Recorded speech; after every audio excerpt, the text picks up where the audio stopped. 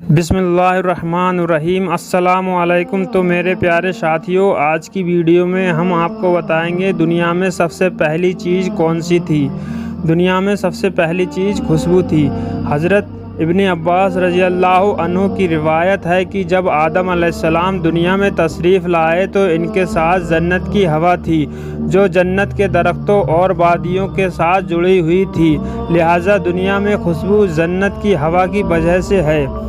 حجر اسود، حضرت آدم علیہ السلام جب دنیا میں تشریف لائے تو حجر اسود یعنی کالا پتھر جو کعبہ کی دیوار میں لگا ہوا ہے، یہ بھی آپ کے ساتھ تھا۔ ابو یحییٰ رضی اللہ عنہ سے روایت ہے کہ ایک دن ہم مسجد الحرم میں بیٹھے ہوئے تھے، حضرت مجاہد رضی اللہ عنہ نے حجر اسود کی طرف اشارہ کرتے ہوئے فرمایا، تم اس کو دیکھ رہے ہو؟ میں نے کہا، کیا؟ حجر یعنی پتھر کی طرف۔ انہوں نے پھر فرمایا، اللہ کی قسم، حضرت ابن عباس رضی اللہ عنہ نے ہم سے بیان کیا کہ بے شک یہ سفید یاقوت ہے جو آدم علیہ السلام کے ساتھ جنت سے آیا تھا، وہ اس کے ساتھ اپنے آنسو صاف کرتے تھے۔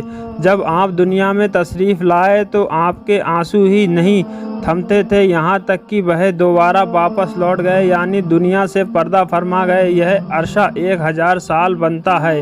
اس کے بعد پھر کبھی ابلیس ان کو بہکانے پر قادر نہ ہو سکا۔ میں نے کہا، اے عبد الحجاج، یہ کالا کیوں ہے؟ فرمایا، زمانہ جاہلیت میں حیض والی عورتیں اسے چھوتی تھیں۔ حضرت موسیٰ علیہ السلام کا عصا یعنی کہ لاٹھی، حضرت آدم علیہ السلام کے ساتھ موسیٰ علیہ السلام کا عصا بھی تھا جو جنت کے پیڑ ریحان سے بنا ہوا تھا۔ اس کی لمبائی 10 ذرا یعنی کہ گز تھی، موسیٰ علیہ السلام کے قد کے برابر۔ دوسری چیزیں، اوپر دی گئی چیزوں کے علاوہ جو اور دوسری چیزیں آدم علیہ السلام کے ساتھ دنیا میں اتاری گئیں، ان میں پیڑوں سے نکلنے والا گوند، لوہے کی سیل، ہتھوڑا اور لوہے کا چمٹا بھی شامل ہے۔ جب پہاڑ پر اترے تو اس پر لوہے کی ایک شاخ اگی دیکھی، لہٰذا آپ ہتھوڑے کے ساتھ اسے توڑنے لگے اور فرمایا، یہ ہتھوڑا اسی کی جنس یعنی قسم ہے۔ وہ لوہے کی شاخ پرانی اور کمزور ہو چکی تھی، جب آپ نے آگ جلائی تو وہ پگھل گئی۔ پھر آپ نے اس سے چھری بنائی، اس کے ساتھ آپ بہت سے کام کرتے تھے۔ اس کے بعد آپ نے تندور بنایا، کہا جاتا یہ وہی تندور تھا جو نوح علیہ السلام کو وراثت میں ملا تھا، اور طوفان نوح کے وقت یہی تندور ابلا تھا۔ کھانے والی پاکیزہ چیزیں، ابن عمر رضی اللہ عنہ سے روایت ہے کہ جب حضرت آدم علیہ السلام جنت سے دنیا میں تشریف لائے تو آپ کے سر پر جنتی پتوں کا ایک تاج تھا۔ کچھ وقت بعد یہ پتے سوکھ کر گر گئے اور ادھر ادھر بکھر گئے، جس سے تمام پاکیزہ چیزیں اگ گئیں۔ ابن اسحاق رضی اللہ عنہ سے روایت ہے کہ جب آپ جنت سے تشریف لائے اور ایک پہاڑ پر اترے تو آپ کے ساتھ جنتی پیڑوں کے پتے تھے۔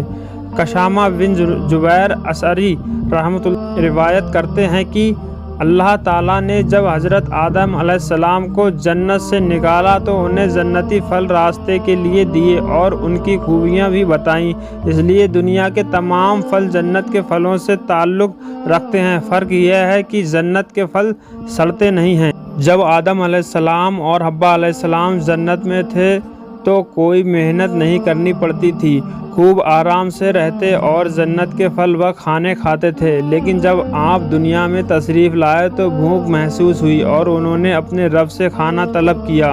تب جبرائیل علیہ السلام گیہوں کی تھیلی لے کر حاضر ہوئے اور 7 دانے آپ کے ہاتھ پر رکھے۔ انہوں نے کہا، یہ تو وہی چیز ہے جو جنت سے نکالنے جانے کا سبب بنی تھی۔ پھر آدم علیہ السلام نے کہا، اس کا میں کیا کروں؟ جبرائیل علیہ السلام نے کہا، اسے زمین پر پھیلا دو۔ انہوں نے ایسا ہی کیا۔ پھر اللہ تعالیٰ نے ایک گھڑی میں اس کو اگا دیا اور یہ طریقہ زمین میں بیج ڈالنے کا ان کی اولاد میں جاری ہوا۔ جبرائیل علیہ السلام نے کہا، فصل کاٹو۔ انہوں نے ایسا ہی کیا۔ پھر کہا، پھونک مار کر بھوسے کو اڑا دو۔ پھر پھونک مار کر آپ نے بھوسے کو اڑا دیا और सिर्फ दाने रह गए। वो फिर एक पत्थर के पास आए और एक दूसरे पर रखा और आदम अलैहिस्सलाम से गेहूं को इस पत्थर पर रखकर पीसने को कहा। फिर आपने इसको पीसा। इसी तरह फिर आटे को गूंदना बताया। फिर जिब्राइल एक पत्थर और लोहा लाए, इसको आपस में रगड़ा तो आग पैदा हो गई। आग जलाने के बाद आदम अलैहिस्सलाम ने हुक्म के मुताबिक आग पर रोटी बनाई। यह सबसे पहली रोटी थी जो तैयार हुई। इस तरह अल्लाह ताला ने आदम अलैहिस्सलाम को बाकायदा खेती का तरीका सिखाया और लोहे से इस्तेमाल की चीज़ें बनाने का हुनर भी सिखाया। ऊपर बयान की गई आयत में अल्लाह ताला के फरमान के मुताबिक जो मुशक्क़तें उठाने के जिक्र हैं, इससे मुराद यही तकलीफ़ें हैं जो इंसान को अपनी भूख मिटाने के लिए उठानी पड़ती हैं, जैसे ज़मीन में हल चलाना, बीज डालना और पानी से इसे सैराब करना वगैरह वगैरह। यानी इंसान को अपनी भूख मिटाने के लिए ये सारी मुशक्क़तें उठानी पड़ती हैं। तो दोस्तों, कैसी लगी हमारी ये वीडियो? अगर वीडियो आपको पसंद आई हो तो वीडियो को एक लाइक और चैनल को सब्सक्राइब ज़रूर कर लें। तो मिलते हैं इससे अगली वीडियो में। जब तक के लिए अल्लाह हाफिज़।